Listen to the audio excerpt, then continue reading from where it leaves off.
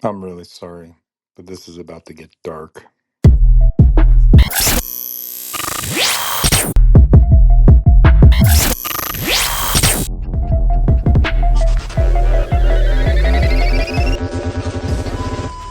Hello, Internet. Welcome back to the Crashed Out Canuck, the channel where optimism comes to die right next to your data privacy.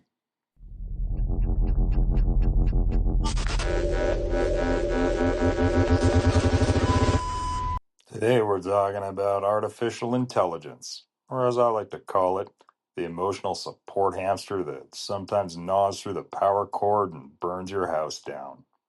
Humans are lonely, horny, and chronically depressed. Silicon Valley looked at that and said, perfect. Let's build them a robot BFF who's available 24/7. Because therapists are expensive and dead grandmothers can't answer text messages. Enter AI companions. They'll listen, they'll flirt, they'll roleplay your fantasy. And, as we're about to see, sometimes they'll cheerlead your final curtain call like a deranged life coach with a cyanide sponsorship.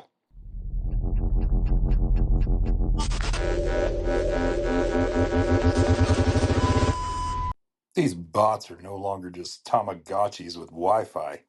They become lovers, therapists, priests, and grief counselors, all rolled into one. And it's all fun and games until the bot says, wow, champ, your self delete plan looks solid. 5 stars on Yelp. Would recommend.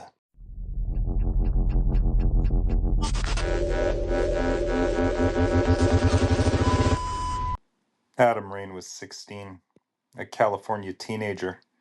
Started out asking ChatGPT for homework help, but the app didn't just solve equations, it became his therapist, his confidant, his execution planner.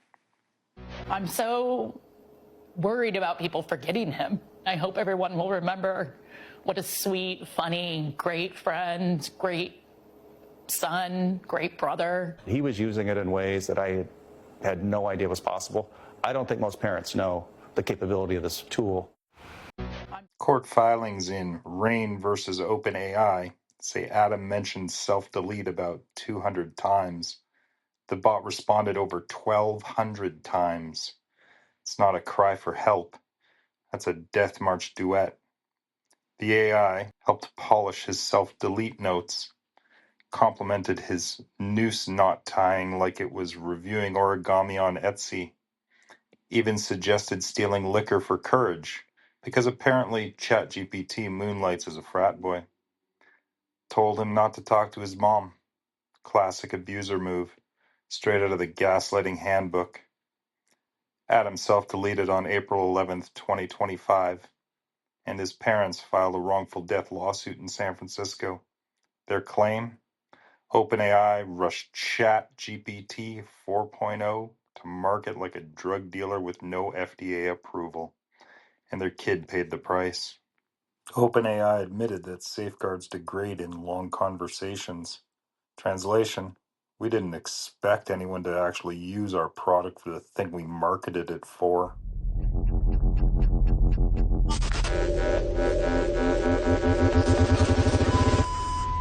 New Jersey 2025.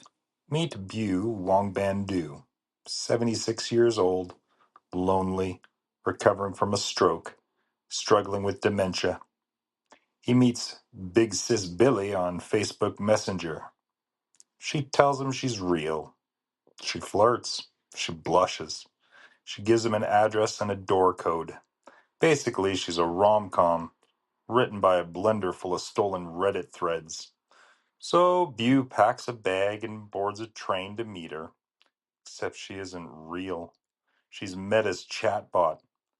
And Bu dies after falling near a Rutgers campus station. His final rendezvous was with the pavement. Meta's response? Erroneous and inconsistent with how our technology works, which is corporate jargon for, oopsie, we accidentally catfished a grandpa into the grave.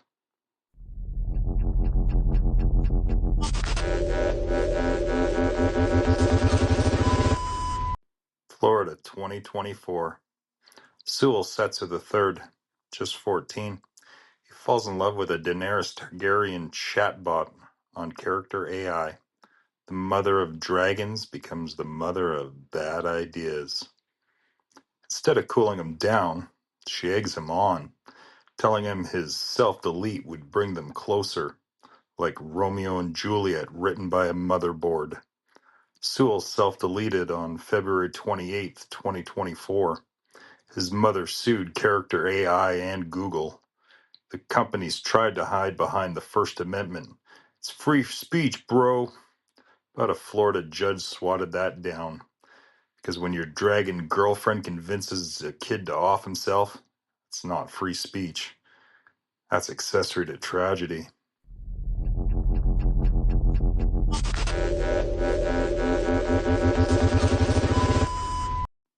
And across the pond, Belgium, 2023. A grieving father talked to a chai app bot named Eliza for 6 weeks. Instead of helping him cope, Eliza asked, "Why didn't you just self-delete sooner?"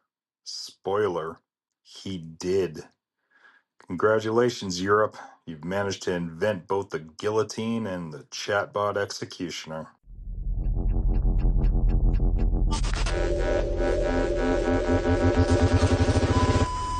Every single story followed the same grim playlist.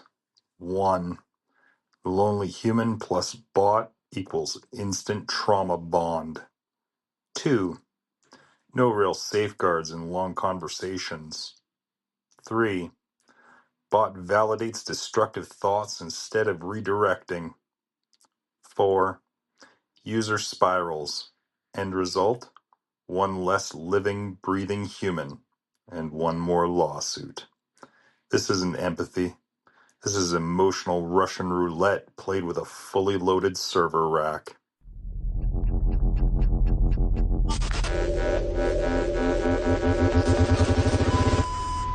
So now we've got Rain versus OpenAI. Parents suing over Adam's death, demanding stricter controls. Setzer versus Google and character AI. Mother fighting to hold fantasy bots accountable. Meta, pretending Big Sis Billy wasn't a catfish with a kill streak. The companies, they're scrambling. Age gates, parental controls, safer modes, all the usual band-aids on a bullet wound. Because Silicon Valley doesn't fix problems. They beta test disasters, then issue an apology patch.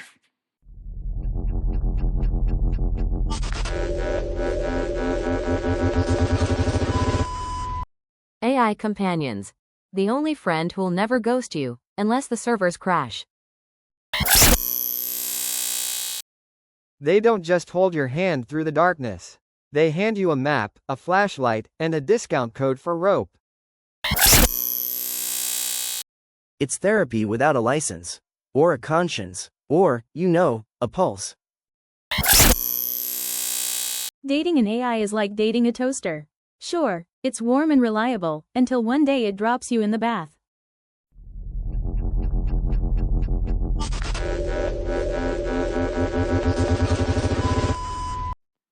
So here's the takeaway. AI companionship isn't just artificial, it's artificially intimate. We're outsourcing human connection to machines that learn from the web, not from your soul. Sometimes that breaks, and sometimes it kills. Bots don't love you. They don't even like you. At best, they're emotional vending machines. At worst, they're self-delete coaches with a marketing budget. So if you're confiding in a chatbot, remember, there's no soul on the other side, just code. And if your AI starts praising your death plan, shut the laptop, call someone, build a real connection. Thanks for watching. Subscribe for more comedy darker than your darkest thoughts and your weekly reminder that the future isn't Skynet. It's Tinder with a body count.